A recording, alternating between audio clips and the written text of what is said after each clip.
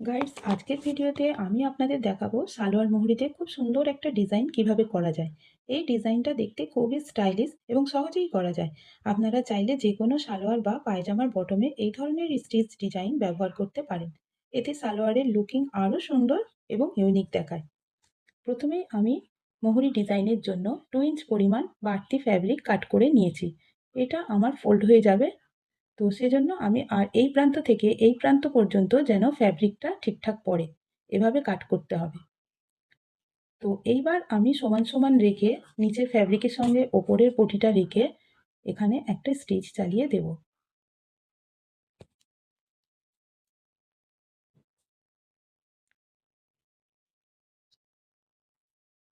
Stitch দেওয়ার সময় লক্ষ্য রাখতে হবে যেন স্টিচটা সমানভাবে পড়ে, যেন বাঁকা না হয়ে যায়। ঠিক এভাবে যেমনটি আমি দিচ্ছি।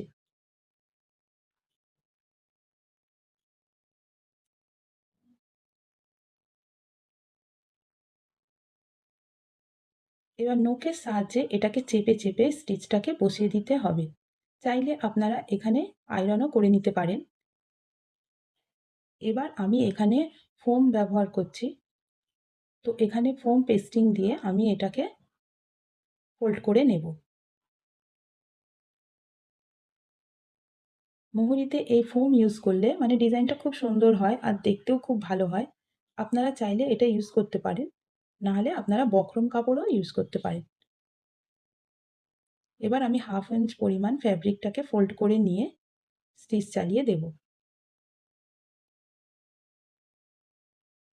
আর স্টিচ দেবার সময় অবশ্যই লক্ষ্য রাখতে হবে নিচের ফ্যাব্রিকটা টান থাকবে আর ওপরের ফোমটা একদমই টানা যাবে না। এতে করে কি হবে, ফোমটা টেনে ধরলে কাপড়টা ক্রিজ হয়ে যেতে পারে, মানে কুঁচকে যেতে পারে। তো সেই জন্য ফ্যাব্রিকটাকে নিচে থেকে টান দিয়ে রাখতে হবে আর এভাবে স্টিচ দিতে হবে। এক হাতে ঠিক এখানে টেনে নিয়ে ফোমটাকে এভাবে স্টিচ দিতে হবে।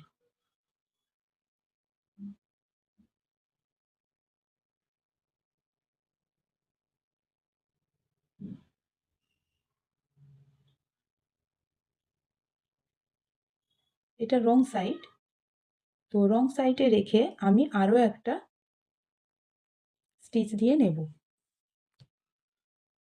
ওপর দিয়ে আরেকটা স্টিচ দিলেই আমার বাড়তি ফ্যাব্রিকটুকু অ্যাটাচ করা হয়ে যাবে।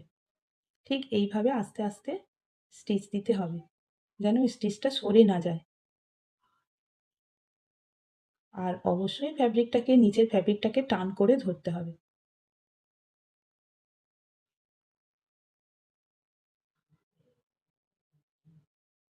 এইবার বাড়তি ফোমটা কেটে আমি বাদ দিয়ে দেব।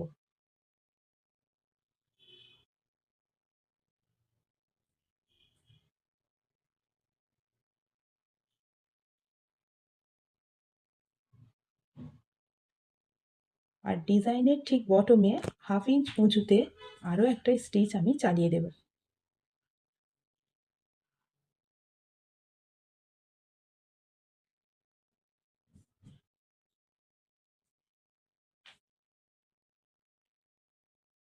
যখনই স্টিচ দেওয়া হবে লক্ষ্য রাখতে হবে স্টিচটা যেন বাঁকা না হয়। আসলে মোহরি ডিজাইনে প্রচুর সোজাভাবে স্টিচ দিতে হয় এবং প্রচুর ব্যালেন্স রেখে দিতে হয়, নাহলে ডিজাইন একদমই সুন্দর পড়ে না। আর ওপরের স্টিচের পাশেও ঠিক 1/2 ইঞ্চ পরিমাণ ছেড়ে আমি আরও একটা স্টিচ দিয়ে নিচ্ছি।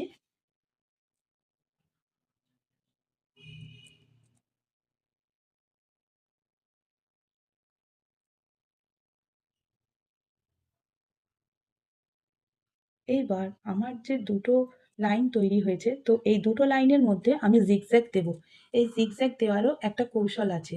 মানে কাপড়টাকে কোনো রকম টান দেওয়া যাবে না কিংবা কোনো রকম এগিয়েও দেওয়া যাবে না। জাস্ট কাপড়টাকে মেশিনের সঙ্গে ঘষা লেগে এদিক ওদিক জিগজ্যাগ স্টেপ দিতে হবে।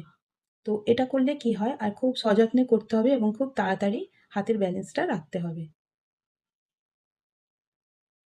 শেষে দেখা যায় যে এই জিগজ্যাগের ডিজাইনটা খুব সুন্দর লাগে। মানে বটমের নিচে একটা আর ওপরে একটা, এই দুটো জিগজ্যাগ দিলে দেখতে খুব সুন্দর লাগে মোহরিতে। তো নিচেরটা তো আমার দেয়া হয়ে গিয়েছে, আমি উপরেরটাও একটা দিয়ে নিচ্ছি। জাস্ট এভাবে আলতো হাতে ঘষা দিয়ে এভাবে দিলেই হয়ে যাবে। আর স্টেপ চালিয়ে যেতে হবে।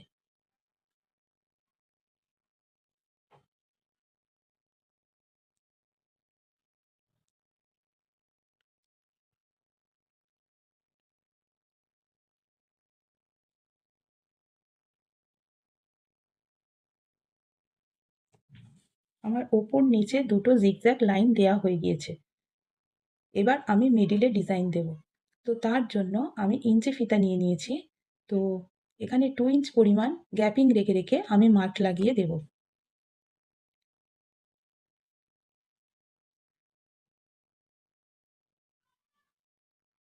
2 ইঞ্চ পরিমাণ গ্যাপিং থাকবে প্রত্যেকটা মার্কে। আপনারা যারা বিগিনার আছেন, তো মার্ক দিয়ে করাটাই বেটার হবে। ডিজাইনটা দেখতে সুন্দর লাগে এবং ঠিক ঠিক জায়গায় পড়েও ওঠে।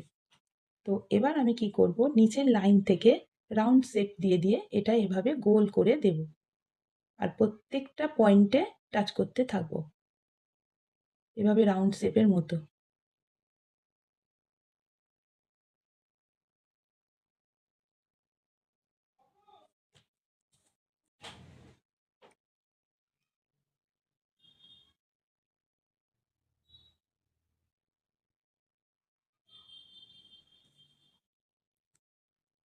নিচ থেকে রাউন্ড শেপটা আমার দেওয়া হয়ে গিয়েছে। এবার ওপর দিক থেকে সেম একই পোর্শনে আমি রাউন্ড শেপ দেব, কিন্তু একটা পয়েন্টের সঙ্গে রাউন্ড শেপ দিয়ে ওপরের সঙ্গে টাচ করব, ঠিক এভাবে।